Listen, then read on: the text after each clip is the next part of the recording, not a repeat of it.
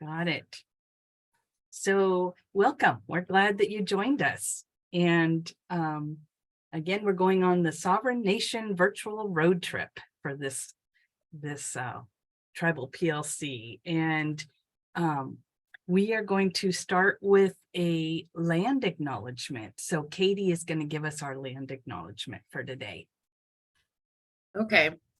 We, the Child Care Action Council, acknowledge and accept that we work within the land boundaries of the Salish peoples, specifically the Lower Elwha Kalalam, Nia Bay, Makah, Chehalis, Nisqually, Skokomish, Squaxin Island, Skullwater Bay, Quinault Ho, Quileute, Jamestown, Skolalam, Port Gamble, Skolalam, and Suquamish.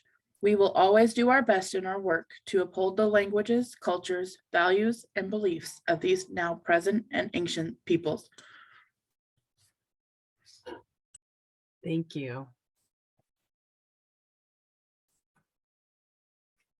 So again, our agenda for the day, we've done our land acknowledgement, and now we're going to start our road trip. So I am going to stop sharing, and Heidi is going to be our guide. Yeah, so I think that the first person who's going to share is going to be Tracy. And Tracy, thank you for already putting the Nisqually the website in the chat. I noticed. And so with each group that we're sharing about, I'm going to be putting in the chat the link so that will take you to that tribe's website that you can do some further research for. So Tracy, I'm going to go ahead and send it to you. All right, here we go.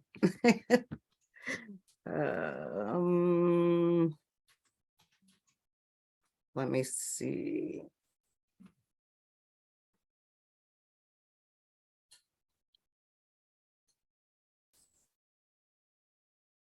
Now I don't know what to do.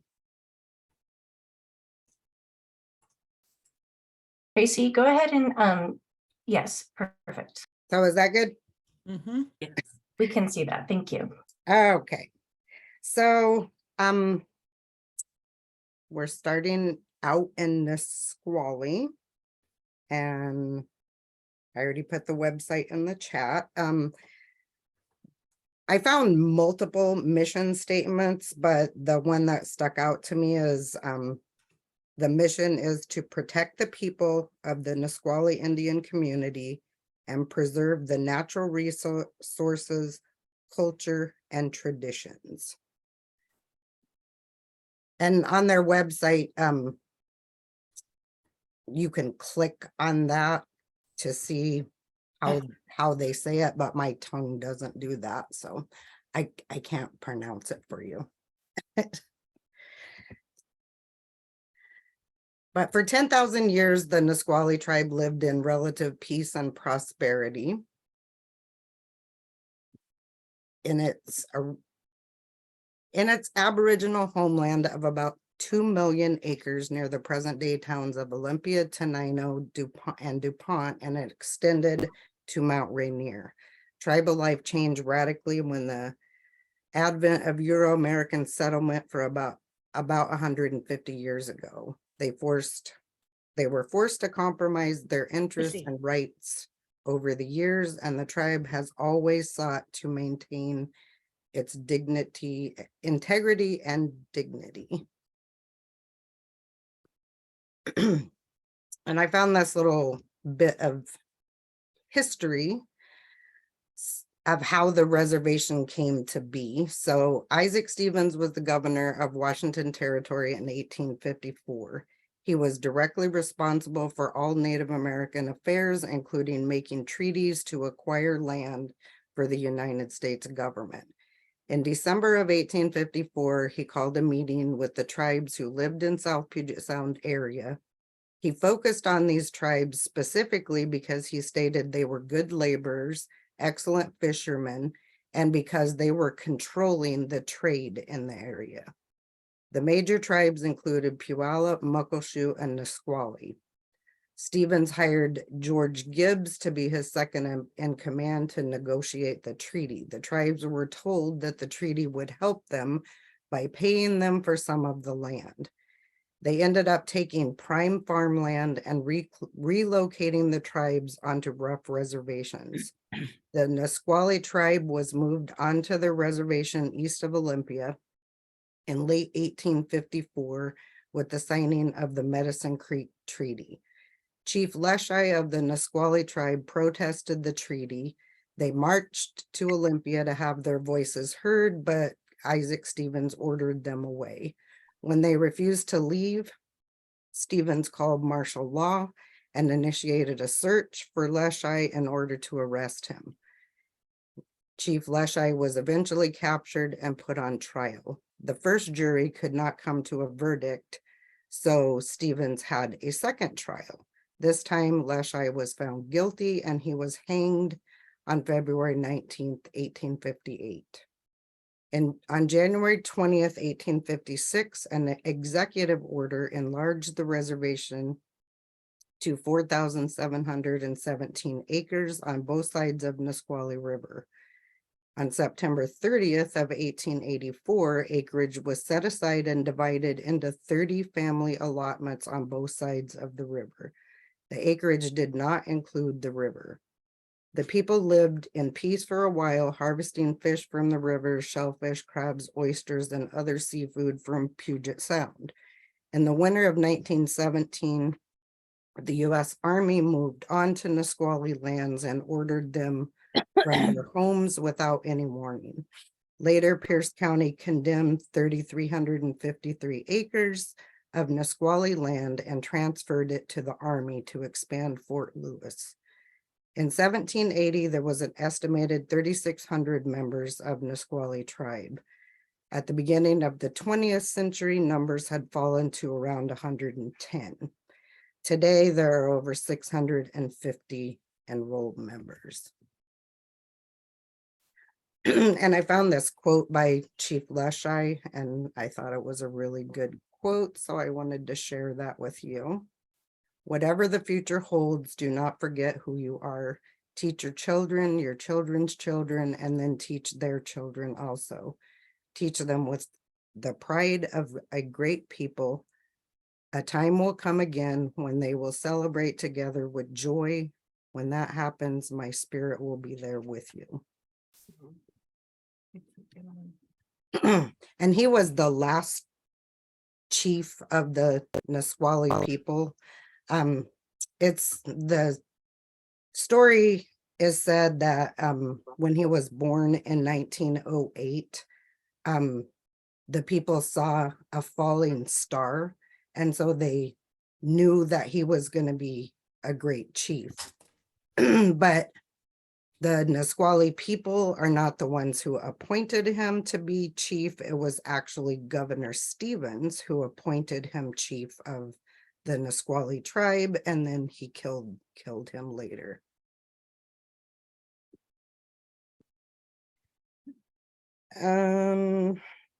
So Nisqually tribe has a daycare center, and they're licensed for 50 children, and Candace Wells is the director of that program.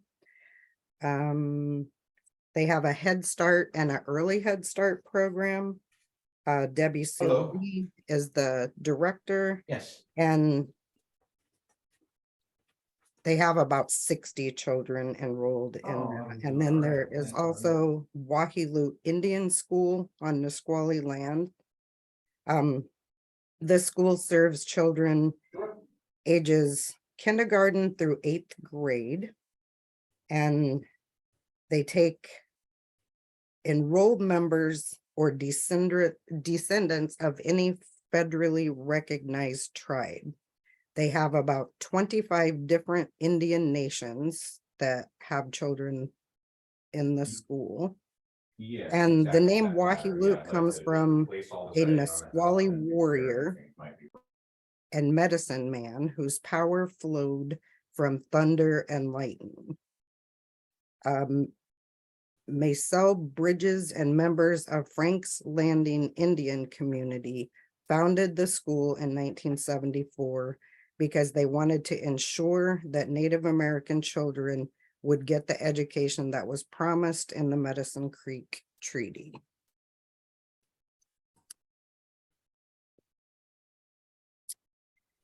So for visitors' information, Nisqually Tribe has become Thurston County's largest employer through their business enterprises. Not only does the tribe employ many people, but they have a Redwind Casino, and they have 1,600 slot machines, 20 table games, and they have 4 restaurants. They're looking to expand that to include a hotel, but that hasn't happened yet. It's still in the planning stages. They have Nisqually Res Mart, which are convenience stores. They have 3 locations. Nisqually Construction. They have Nisqually Markets, which are convenience stores with gas stations, and they have 6 locations. They have Kalama Creek and Clear Creek Salmon Hatchery, Nisqually Shellfish, and they have jobs at the Head Start and daycare and all of the social programs that the tribe runs. One of the things to do in the area is to visit the Billy Frank Jr. Wildlife Refuge. And some of the upcoming events that they're going to be having is on April 25th, they're having an Elder Center celebration. This is to celebrate the opening of their new Elder Center, and it is open to the public. On May 5th, they're having a spring bazaar, and that is also open to the public, and it will be in the new Elder Center. And on May 6th, they're having a Leschi Honor Walk. It is open to the public, but you do have to register, and there's a limited number of participants. So if you're interested in doing that, you should get registered now. And so the vision of the Nisqually tribe is we envision the Nisqually Indian tribe as a community of healthy, safe, and secure individuals and families. United together, we honor one another, especially the elders, veterans, and youth with strong intergenerational connections. And that's it. Thank you, Tracy. You are right on time. That was great information. I think we're going to go ahead and move on to Shelley. Is that right, Shelley, that we're going to talk about the Chehalis tribe and the Squaxin tribe? Yes. Okay. Yes, I will do that. So let's okay, let me see about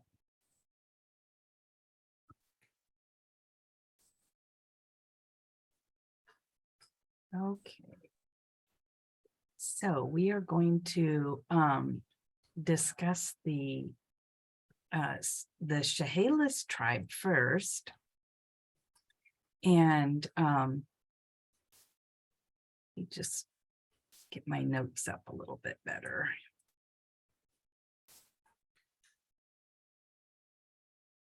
So and thank you for putting in the chat the Chehalis tribe location, the website there. So some historical information on Chehalis is in the old days. This is what it says on their website. In the old days, we gathered sacred roots and berries. We fished the Chehalis, black cowlet, satsep, Wenatchee, maybe Elk, Johns, Skookumchuck, and Newaukum rivers. Our people fished and hunted from the mountains across the prairies to Gray's Harbor and in the lower Puget Sound. In the old days, the baskets carried and stored our foods. We relied upon the baskets, the rivers, the land, the roots, the berries, the fish, and the animals. and our lives were tied together by the Creator. And that was Chilat in just a few words. So then for many centuries, two large groups of Salish-speaking people lived along the Chehalis River. They lived in cedar longhouses with one end open to the water, from which they received a bounty of salmon and other river-based substance. These two groups were the upper and lower Chehalis, and they thrived for a long time until the encroachment of white settlers forced them to give up their ancestral lands. Rejecting the unacceptable terms of the treaties offered by the US government, the Chehalis were regarded as a non-treaty tribe. This meant financial aid from the government would be limited and unpredictable. Well, despite these challenges, the Chehalis people have endured through self-reliance and determination.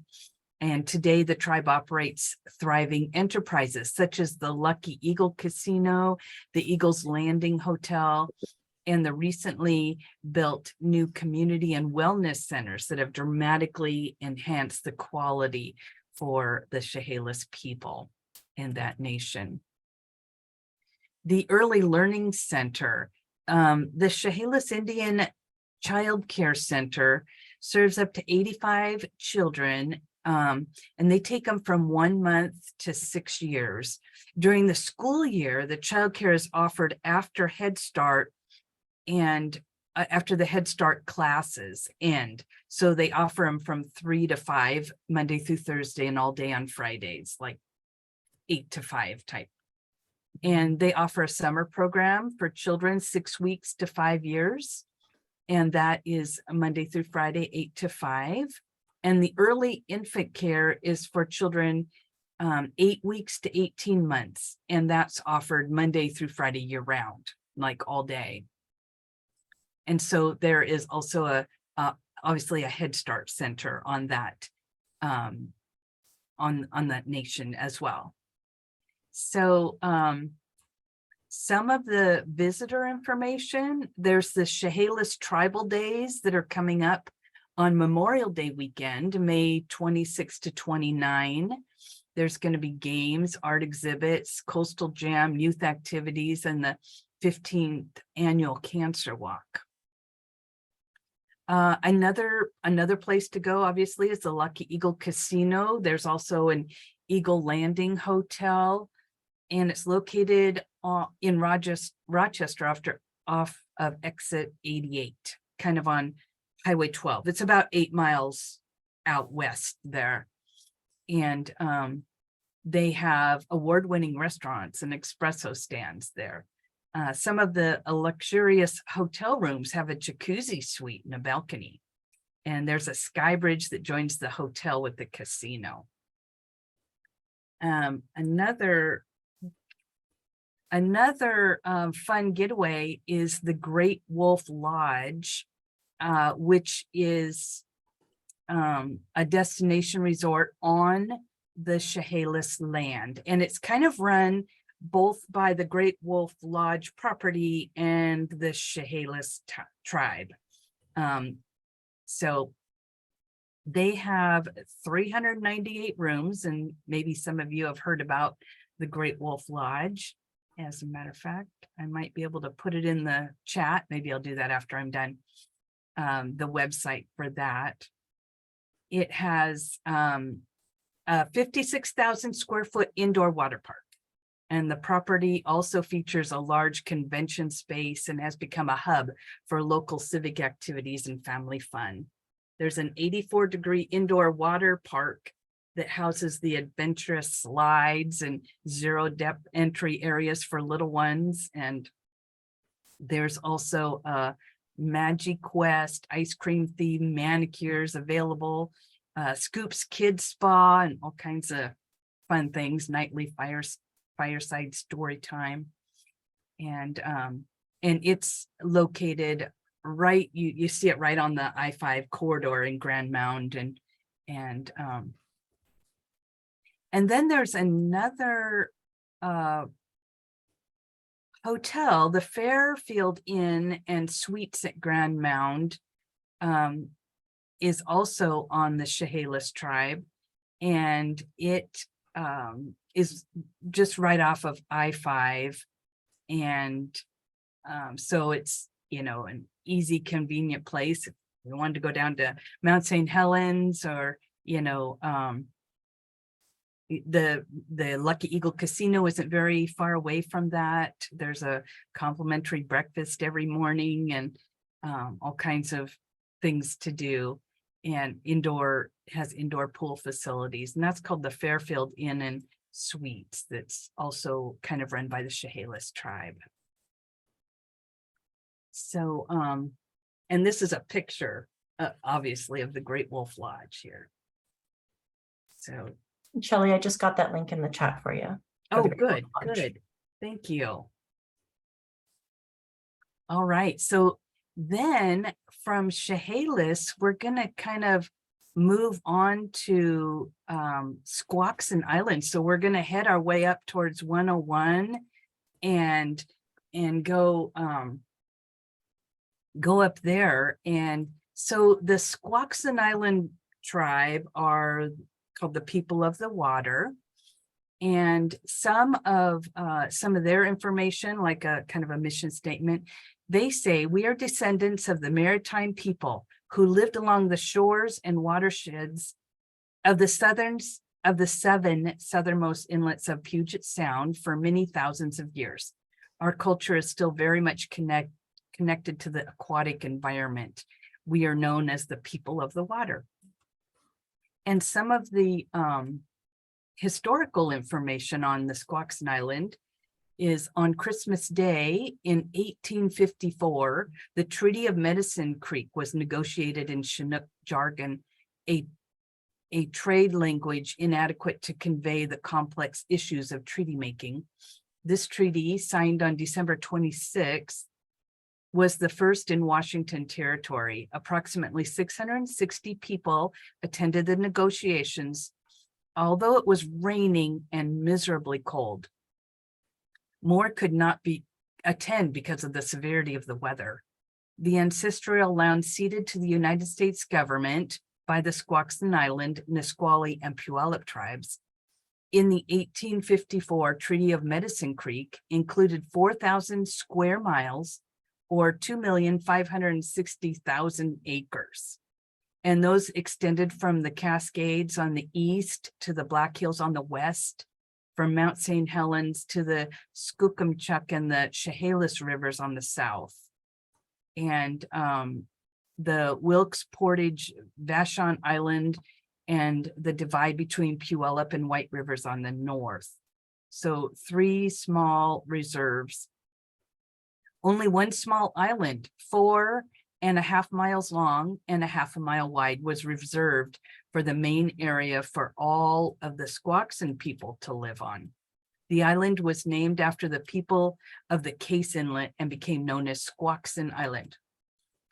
Our people gradually began to leave the island to take up permanent residence near their original homes. In 1862, the number of island residents had dwindled to 50. With so few tribal members remaining on the island, the Indian Agency headquarters was moved to Puyallup. By 1959, only 4 year-round residents continued to live on the island, and today there is none. Although there are no year-round residents on Squaxin Island today, it is looked upon by our people as the bond that unites our past, present, and future generations.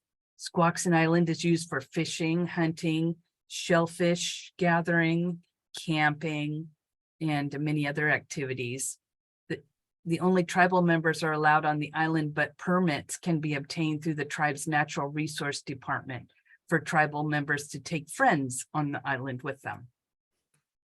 So the tribal headquarters are now located in Camilchi. I don't know if that's how you actually say it, although I've read it many times. And it's between Little Skookum and Totten Inlets, where hundreds of acres of land have been purchased and a thriving community has been established. The General Council of all members elects a 7-member council that oversees all branches of tribal government and enterprise.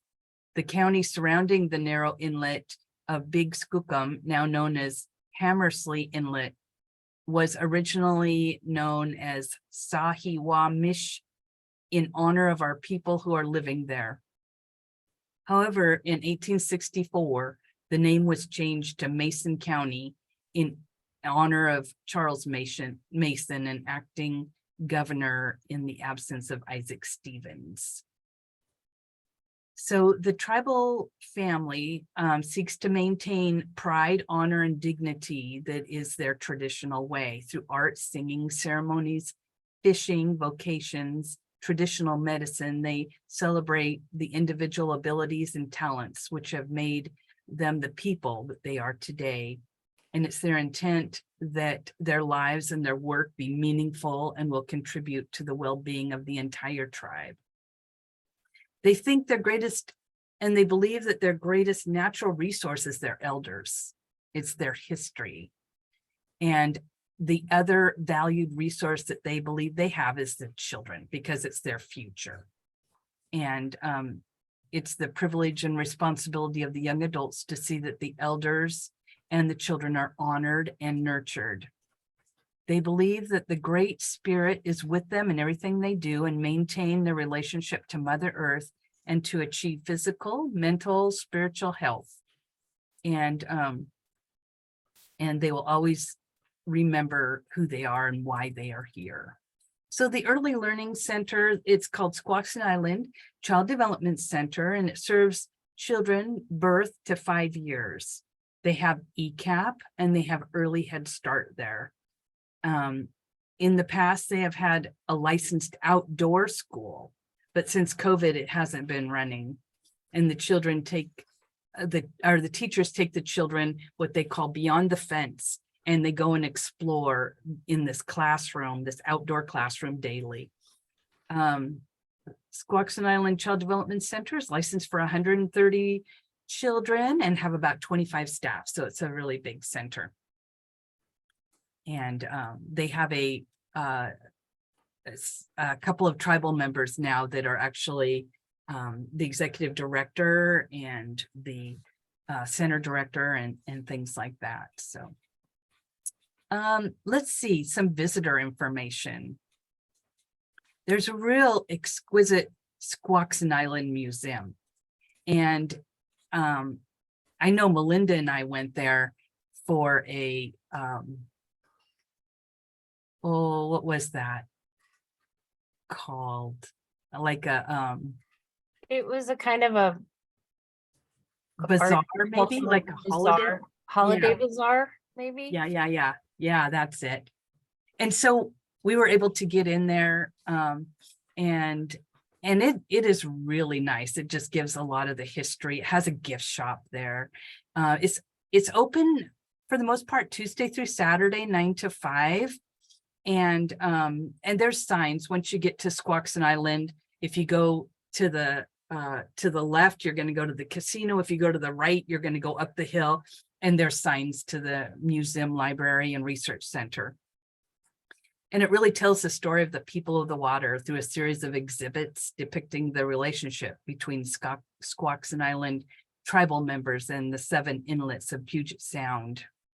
And visitors experience the rich culture of Squaxin Island tribe, and they can participate in cultural activities and special events. Another thing, of course, is the Little Creek Casino. And it's just, there's a jewel that shines bright in South Sound. You have arrived at your personal escape where you can have nothing on your agenda but rest, relaxation, and rejuvenation. And I have been to that casino resort, and it is a fun place to go. It's fun. Even if you don't stay at the hotel there, that has, well, the whole thing has like 7 different restaurants that you can choose from. And depending on what you like, the hotel there has a pool and a hot tub. There's even an RV park, you know, if you wanted to go park an RV there. But even just going there just to look around all of the different displays and things like that is fun to go to. There's another thing called the the real water adventure, and you can book a trip with Camilchi Adventures. And you can do kayaks, you can do canoes, hiking trips, and they offer canoe rides around the neighboring islands. You can even book a special event, you know, like a birthday party or something with some of the kayaks, and they'll take you to some of these close by islands. So that's kind of a fun thing to do too with, you know, for Squaxin Island. So thank you for listening. And I think we're going to be moving on. Moving on to Carrie, who's going to talk about the Skokomish tribe. Take it away, Carrie. Yes, hi. Boy, you're a tough act to follow. So I'm talking about Skokomish tribe that is on the Hood Canal. I'm gonna try and share my screen, but I don't know what screen will come up, what picture will come up. I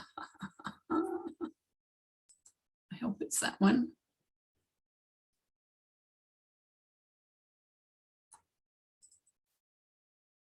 Nope. Yeah, we see that Indian tribe map, Carrie. You can? Yeah, I saw it just a second ago. It just took a minute.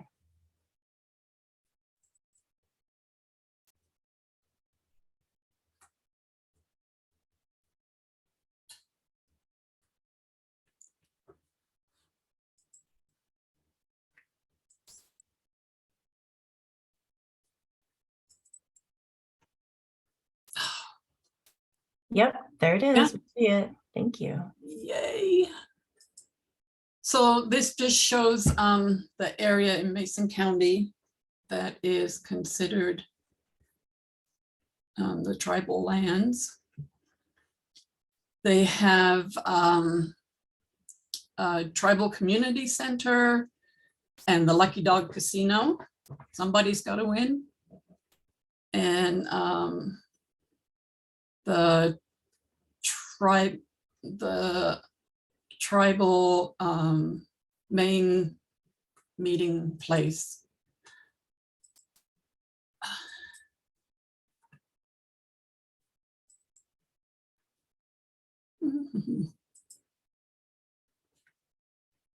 So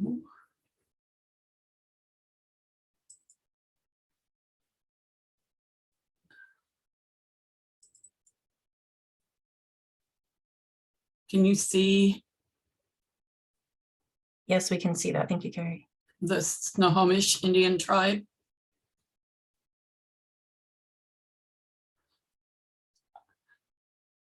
Yeah. It's called, it should have a heading, The Sounder. Yes, we see that. Thank you. Okay, thank you. I got lost in all the wonderful things there are to say about this place. And so I cheated and went to the newsletter, because the newsletter is amazing and it gives a good picture of what goes on with the tribe.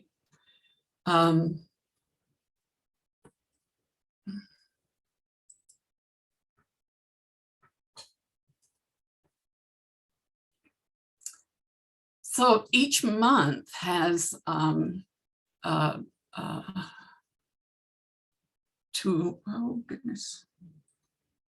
Twana language, and April is the time of green sprouts.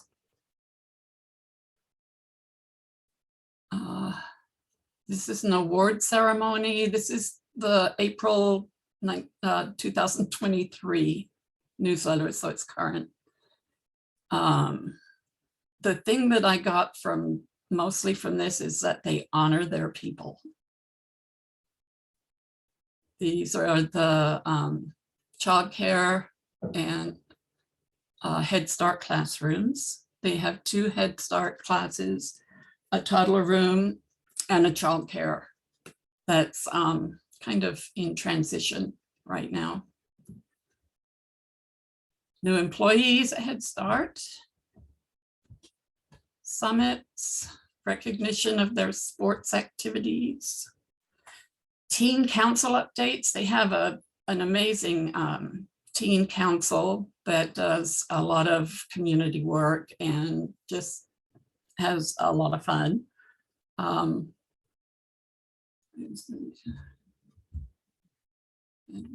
Teen council. Natural resources, new employees. Tribal council, I did not realize was so extensive and that there were so many people involved.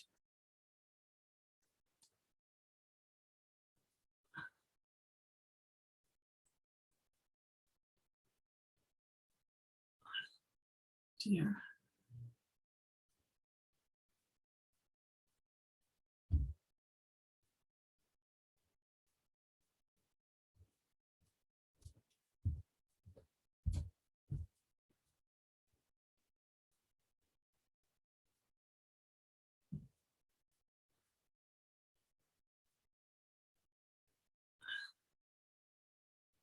Family services, all kinds of resources. Birthday recognitions.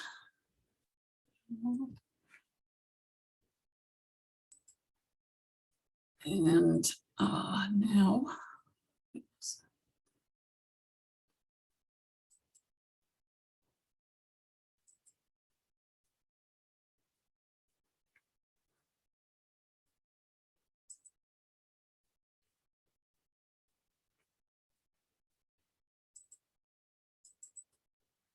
Can you see the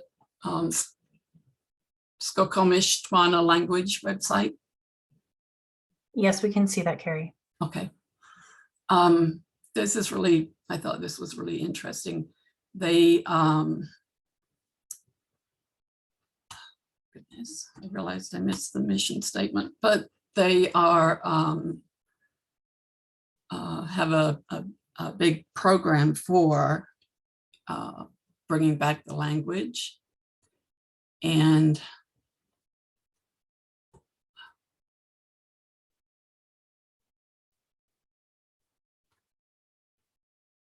so they have a lot of resources for how to pronounce and to learn some of the words.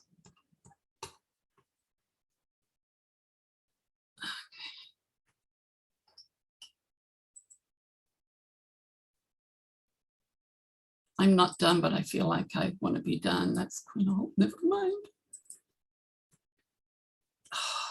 Carrie, if you have any other links that you want me to put in the chat, you can go ahead and send them to me and I can include those in the chat Oh, for review today. I have one for the newsletter right there. And Oh, perfect. Thank you. oh my goodness.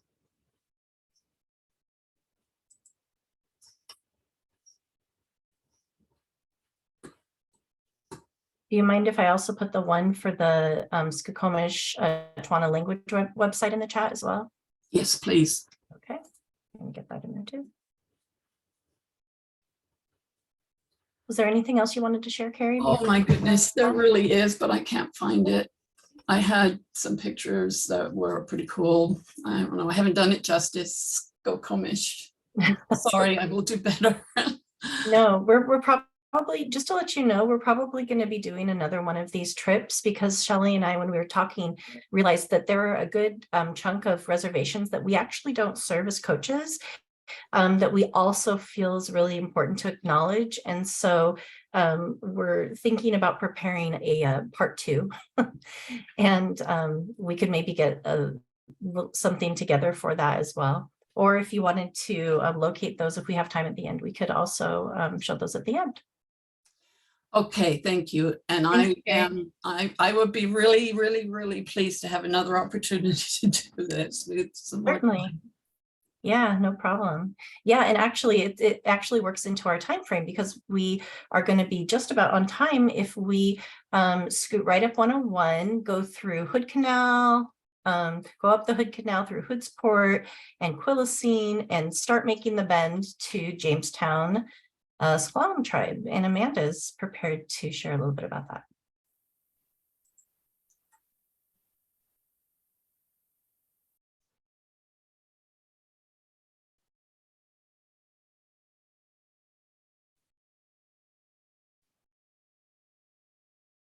And Amanda, you're muted. I'm going to put that in the chat for you too.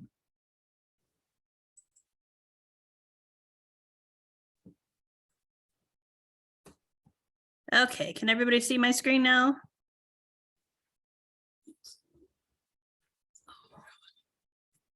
Yes, no? Yes, Okay, we can. Okay, And if you awesome. start the slideshow, I think it'll make it a little bit bigger. So yes, I will do that. Where do I start it? Hold on.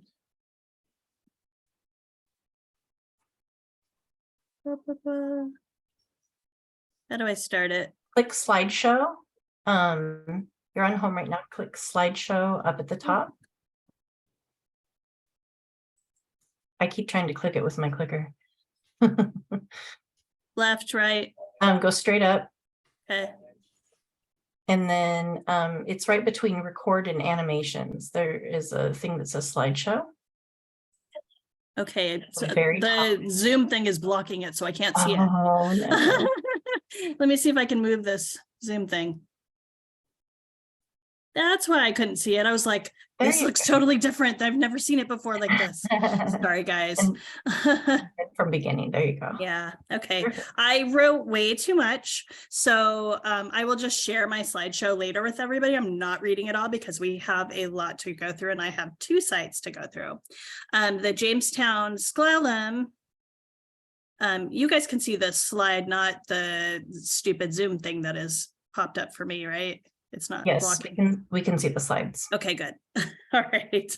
So there are 3 Sklallam villages. Actually, I wanted to give you a little bit of history because all the tribes up in our area are all pretty connected because it's always been a rural area with residents who are dependent on the local resources. So they've all worked together.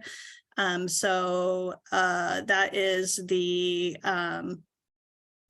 Lower Elwha Sklallam, the Jamestown Sklallam, and the Port Gamble Sklallam are all related. But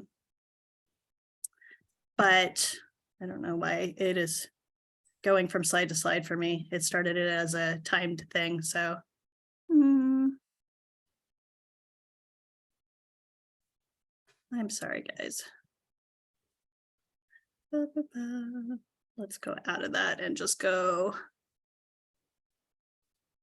If I do it as, I don't want it to go through or like keep until I'm like clicking to the next slide. So,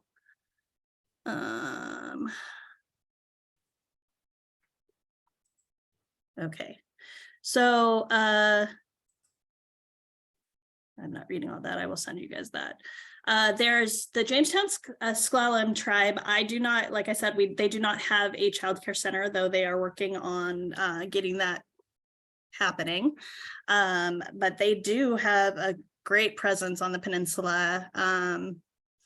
You know, just getting off the Hood Canal Bridge and coming up, you'll see the large casino and now hotel that they have.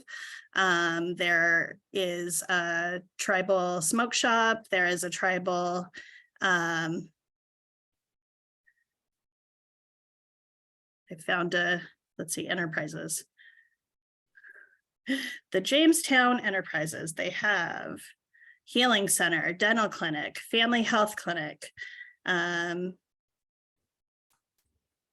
You guys are blocking that, so I can't read it. Northwest Native Expressions. Excavating, concrete, land survey, Carlsborg Storage, networks. The hotel and casino is pretty awesome. I myself have won some money there. I had a pretty lucky, what's the name of it? The one that goes around and around. Roulette. Roulette, that's it. I hit 5 times on the roulette wheel on the same number. It was pretty amazing. So, but also, so they're known as the strong people. That's what SCLALM stands for. That's what it means, strong people. And they have a virtual museum site as well. They have a regular museum, but they also have the virtual museum. And I put the address at the bottom of this slide so that you can see the cultural and historical history. I just put that in the chat too, Amanda. Thank you. Thank you. Like I said, with I got so into doing this PowerPoint and doing the Lower Elwha part that I just did the Jamestown at the end because I didn't know we were going to be doing another one for the places that we're not representing. So sorry about that. So I would like to do Jamestown more justice for sure. But they have so much. They do so much for our communities. Their infrastructure is very large. They are a very connected tribe in our area. So I will leave that at that and go on to the Elwha, which is one of the ones that I serve.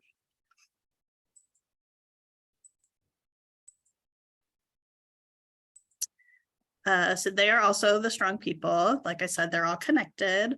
They're federally recognized. They are in the Lower Elwha River Valley on the north coast of the Olympic Peninsula, just west of Port Angeles. I actually live a couple of blocks from the reservation, not far from the reservation. And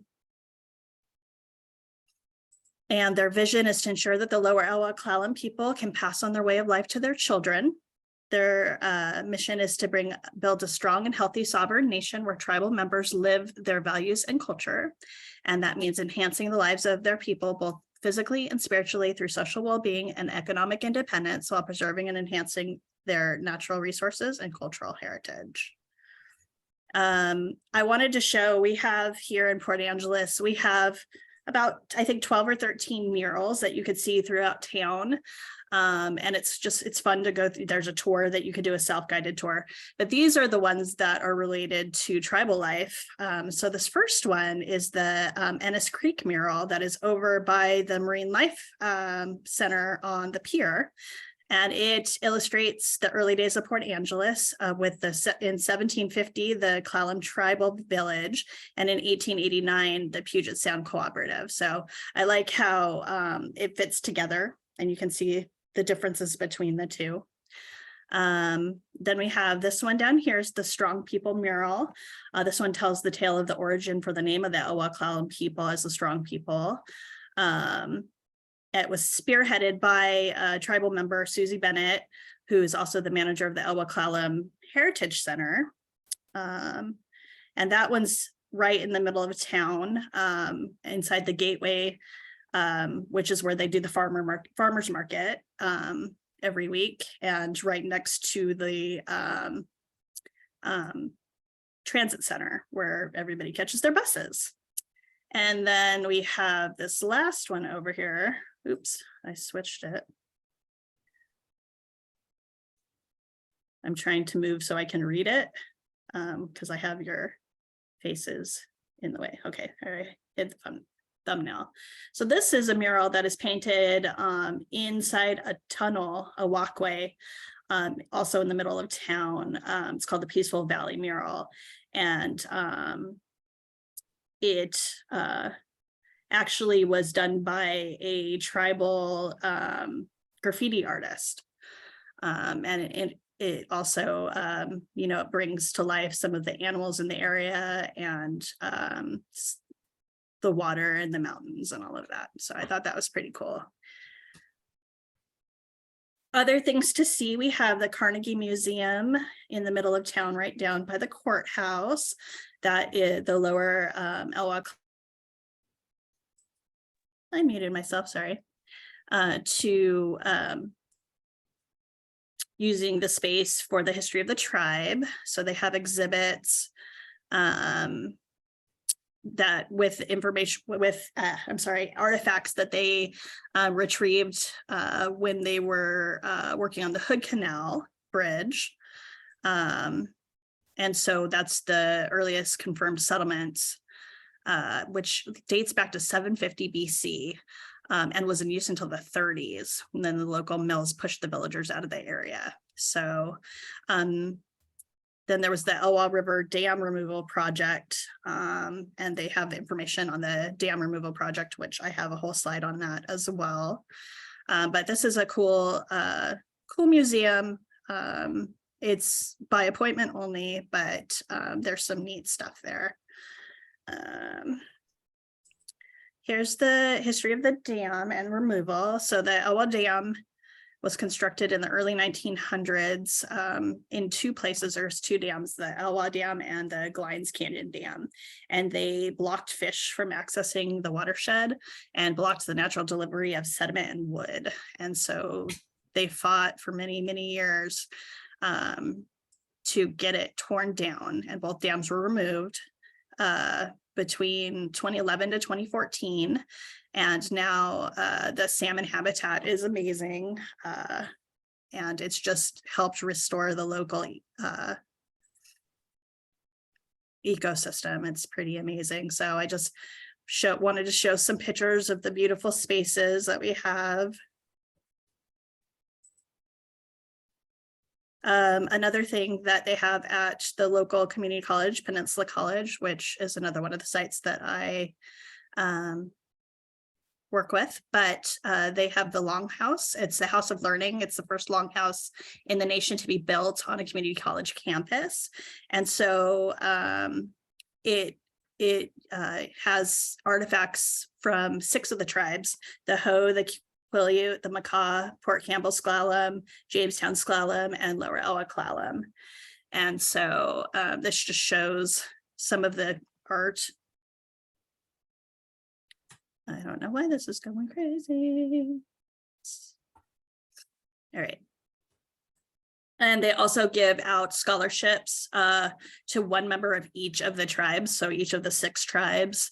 And so that's a really good thing to let people know, is that our local college is supporting all of our tribes. This is the Lower Elwha Child Care. They have both a Head Start and an Early Head Start, as well as the child care. I only work with the child care portion, whose director is Bobby Clark. I'm not going to read their whole philosophy, but they have a really great new facility that just opened, well, right before COVID. So that's pretty amazing. And then, like I said, they also do have a very large Head Start facility as well. And that is it for me. Thank you, Amanda. That was great information. And so, yeah, if you want to stop sharing your screen, we're going to move on up the road. So Jessica, she works with both the Neah Bay Makah tribe and the Quileute tribe out in La Push. And she's going to be talking about both of those tribes. Jess, are you going to start with Neah Bay? Yes. Okay.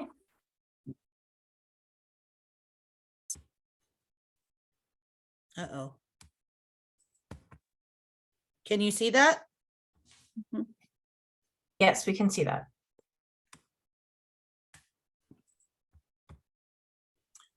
Okay, so we're going to be in Neah Bay, and Neah Bay is out west of Port Angeles. It is probably a good hour, 40 minutes to 2-hour drive along windy, curvy roads. But it is a beautiful drive because you get to drive along the coast. So I get to see a lot of wildlife and just beautiful.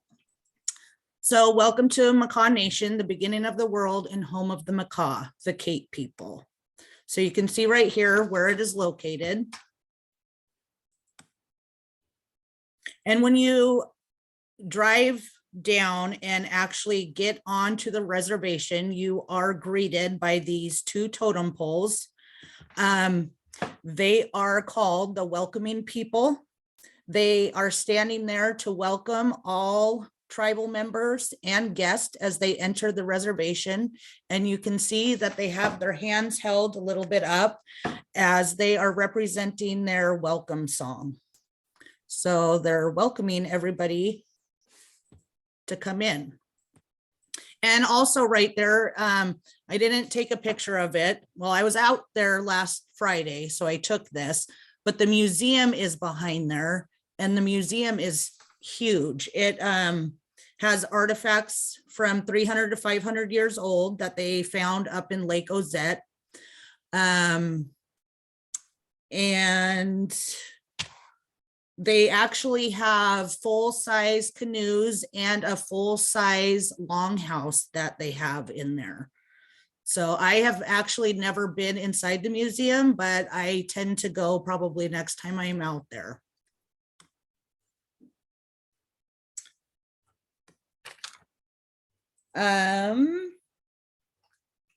So yeah, they're surrounded by the Pacific Ocean and the Strait of Juan de Fuca.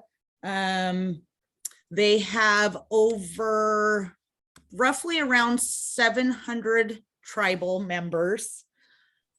Here's a few pictures of the museum. The Makah people are known for fishing.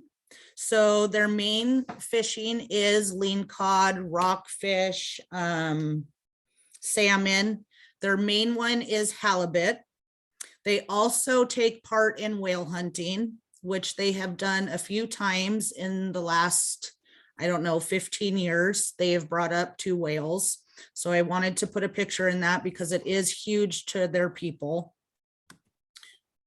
They also try to celebrate the whales during their Makah days. And what they do is they went out, they hunted, they brought the whale in, they shared the whale, they shared the blubber, the fat, the oils. They make sure to use all of the whale as much as they can, and share it with people who come down to enjoy. They also have Makah days, which is huge. And when is that? Makah days is usually the last week of August. This year it's August 25th through 22nd, or 25th through the 27th. They have local tribal members who come in, and they do salmon bake, which you can see that second picture is when they cook fish on a stick. And they usually put that under the ground and cook it. And it's the most amazing salmon I have ever ate in my life. They celebrate their people with a parade. They have their royalty come in. They vote on a princess, a king, a queen, and those people are represented in the parade, along with, you know, their football team, basketball team. Everybody is represented. Their tribal childcare. They have, they also celebrate during Makah days, their war dances. They do canoe racing. They do softball tournaments. They do a game called Bones in one of their longhouses. And they really try to represent past and current traditions. So it's not all just the historic. They're trying to represent what they're currently doing as time is changing. Here's the princess coming in during the parade.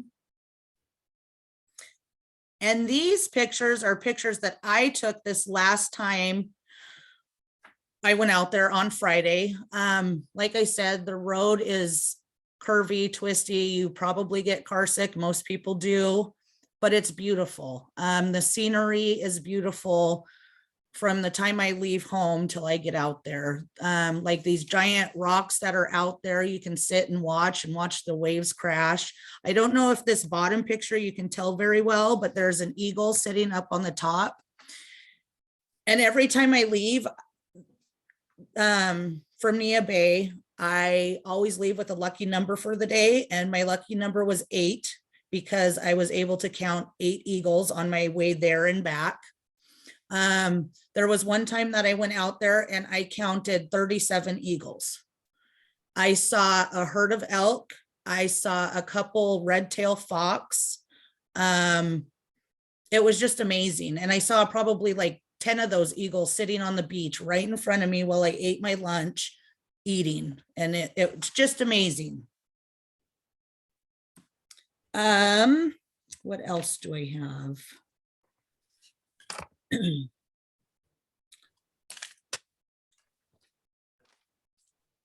So on their reservation, they have one grocery store. They have one convenience store with a gas station. They have 2 restaurants. One restaurant is usually open all year round, give or take. The other one is seasonal.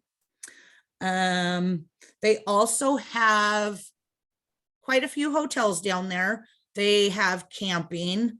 They have camping out on, I think it's Shy Beach and the Hobuck Beach, which if you can ever get out that way, the hikes are amazing. Some of them take a while. Some of the camping you have to hike miles into, but it's beautiful. It's breathtaking and you won't regret it.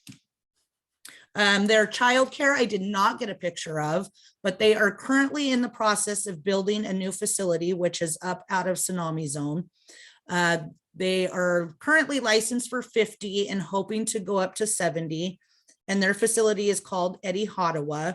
And they will now be where they're at now. They have Head Start up here and the childcare is in the back, and their new facility is all in one. So, and she showed me pictures and it's going to be beautiful. So they're all going to be together. There's one way to get in, one way to get out, besides once you're in there and go to the playground and everything. And that, I think she said, is supposed to be done in July, and they're hoping to get the community involved so they can get that moved quickly.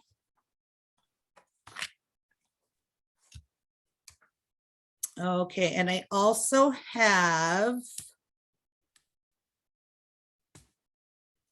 can you see that one? The Quileute tribe? You're probably going to have to unshare and reshare, Jessica. Sometimes it gets stuck. Okay.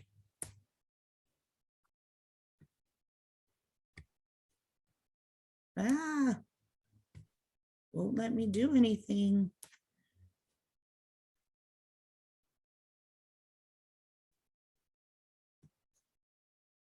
Okay, new share. Do you see the Quileute tribe now? Yes. Okay, so I also work with the Quileute tribe, which is in La Push, Washington. Again, another windy, curvy road. Probably it's out west of Port Angeles and is usually about an hour and a half drive.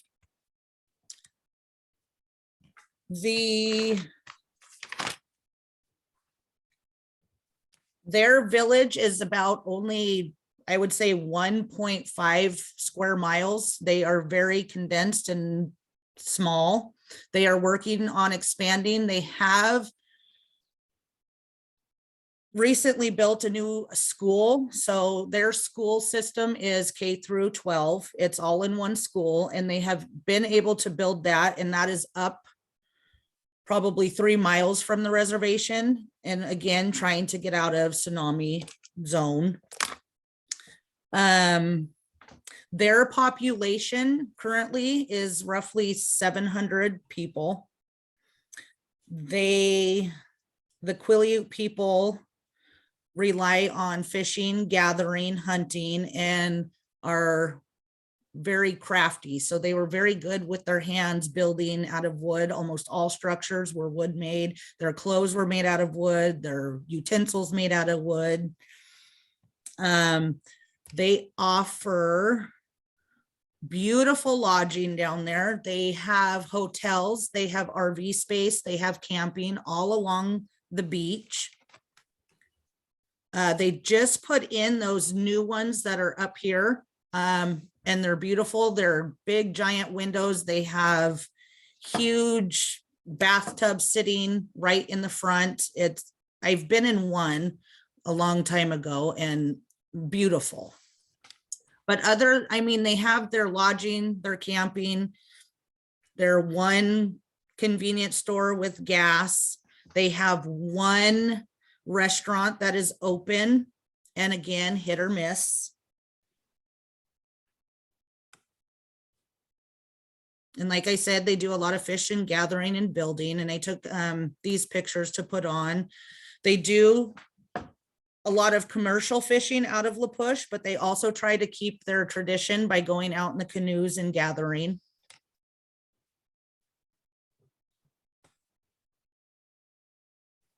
Here is one of the canoes that they have built, and this sits outside of their basketball gym. They also do a ceremony called Calling of the Whales. And I happened to go on a visit down there probably 4 years ago, because it was before the pandemic. And I just so happened to go on this day, and I was invited down there. And it was the most amazing spiritual thing I could say that I've ever done. I was a little skeptical about going down and intruding, but I was very welcomed. So what they do is they have all of their tribal community members stand, circle, they sing, they drum, and they sing their whale song, which is calling the whales in. And down here you can see that they have the children, older children going out there, and they have a bed made out of cedar, and they have filleted salmon cut and put on it, not cooked.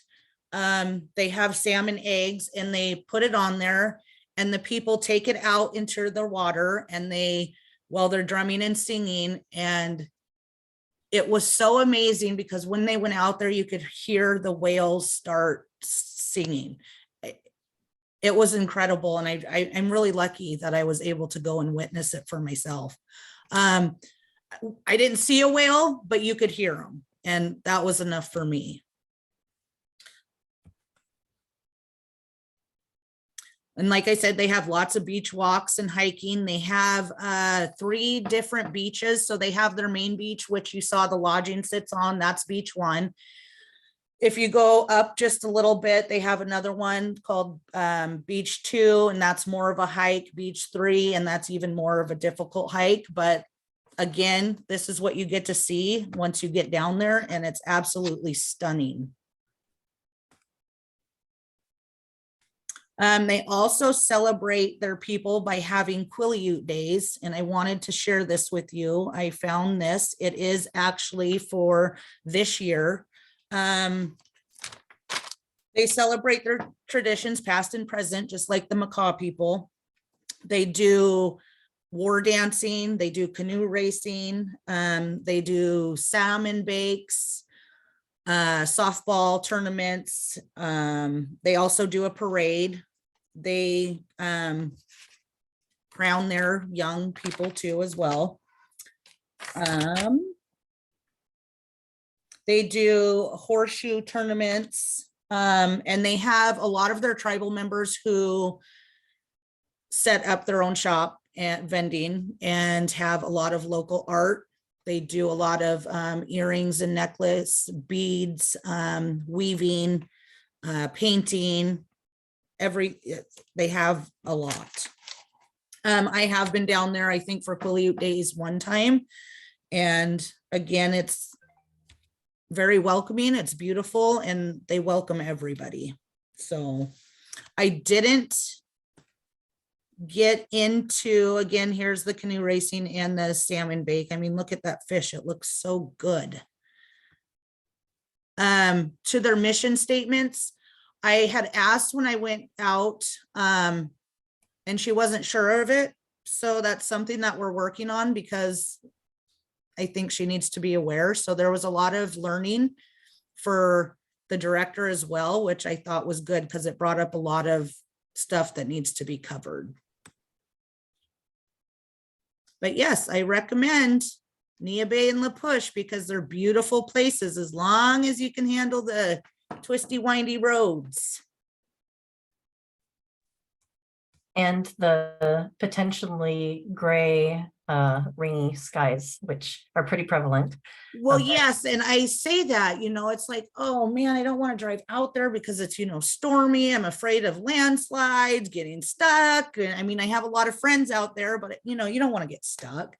But every time I'm never disappointed because it's so beautiful, even in the worst of storms, because of the waves crashing. I mean, every time I visit, I take a lunch because no matter the weather, I am going down and sitting at the beach in my car and enjoying the surroundings.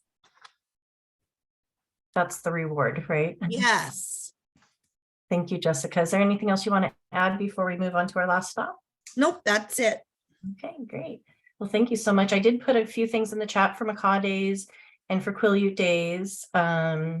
If you guys wanted to click on those. And Amanda, yes, sparkly vampires and werewolves, you always have to watch out. Anytime you get in the porch, you just never know. I can speak on that. From speaking with some of the tribal members, is that movie was totally not represented the way that it should be. There's a lot of feelings, hard feelings that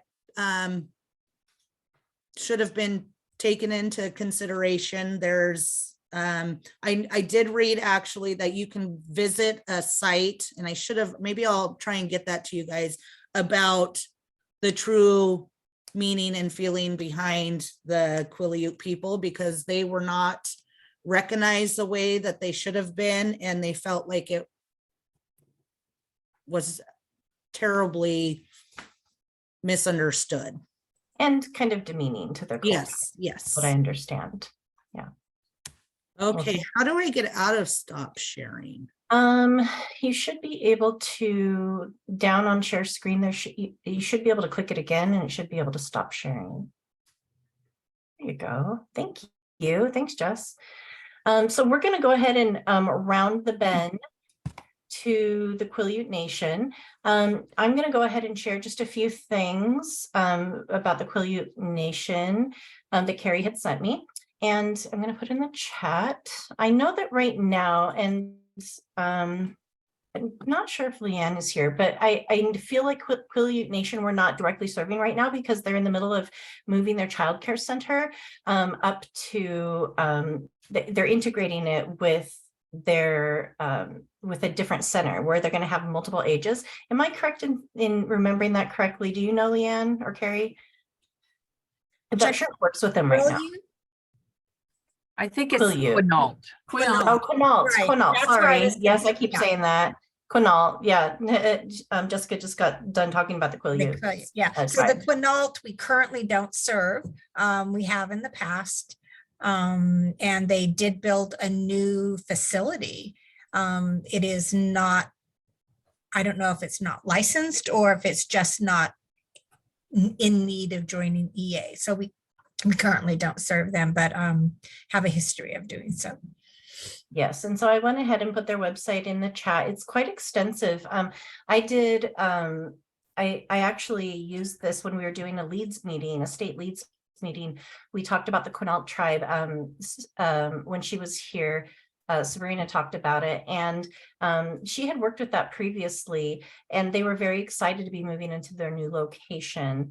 Once again, it was brand new. I think that they're going to have a multi-age facility, and so the idea is that it's going to be like a day center for their tribal members who are their elders, tribal members, and then they were going to have the childcare center in the same site, so that they're going to do a lot of cross-age learning, which is going to be really exciting once that gets up and running. And yeah, my understanding was that there was some licensing things that they had to go through to finish getting that built. And so hopefully maybe next time we continue our road trip, we'll have an update on that, and maybe even some pictures. I feel like the last person to visit them was actually Michael when he was here. but we haven't had any updated information. But it is a beautiful area. As you're going there from the Quileute tribe, you're going to go through the Hoh Reservation, which we might talk about in our next presentation. And the Hoh Reservation, in that area, you're going to see some of the only virgin forest left, the old growth that wasn't cut down. There's some small patches of that have trees that you wouldn't believe the size of unless you see lots of the moss hanging down. So it's the true rainforest feel. And if anybody has a chance to get out there and go hiking and spend some time in the Hoh National Rainforest, it's just, it's amazing. So actually with that, Shelley, I think that we're going to be ending a little bit early. Well, actually closing questions and answers. We're right on time. Look at that. I'll turn it back over to you in case there's anything else you want to say. All right, thank you. Does anybody have any questions? Thank you so much, coaches, for just sharing the places where you go and support and all of that. So I really appreciate that. I gained a lot of information and I thought that was very cool. Does anybody else have any questions for any of us?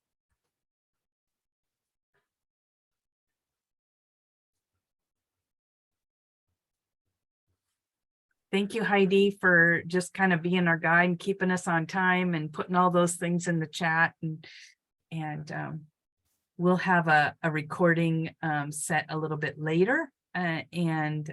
For people that weren't able to come on and see it, I know there were a few ECAP people that had asked if it was going to be recorded. So I had a quick question for everybody who's working with tribes. How many of your sites are looking to do the Love It Way? I know I've had a couple of them. I have, yeah. Yeah. Laura was definitely interested. Yeah. And I'll talk a little bit more about the Love It Way during our M&M. And Perfect. then as coaches that support the tribes that will do the Love It Way, I'll talk a lot more extensively and that kind of stuff. But Awesome. Chehalis and Squaxin Island actually has already started because they were at the Love It Way training with me. And That's great. so they have started to do just some preliminary stuff. That's awesome. Well, we are going to have a meeting soon and we're going to have more information about that. So it's not been implemented yet. Thank you, Patricia. Yes. Yeah, we work together in Canada.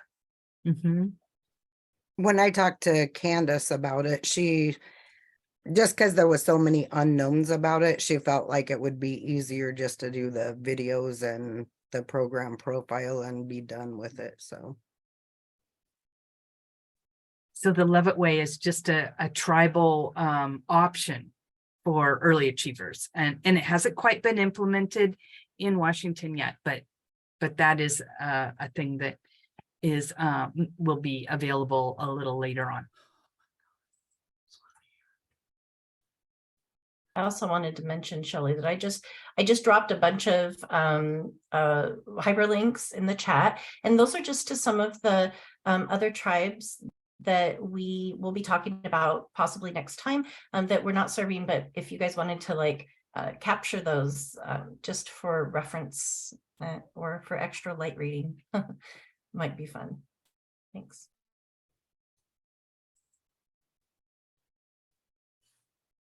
Well, thank you so much for coming and attending.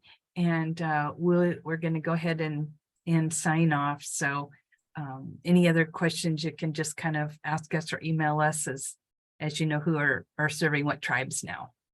Thank you so much for coming. Thank you for inviting us. Shelley, will you stay on for just a moment? Yes. Me, thank you.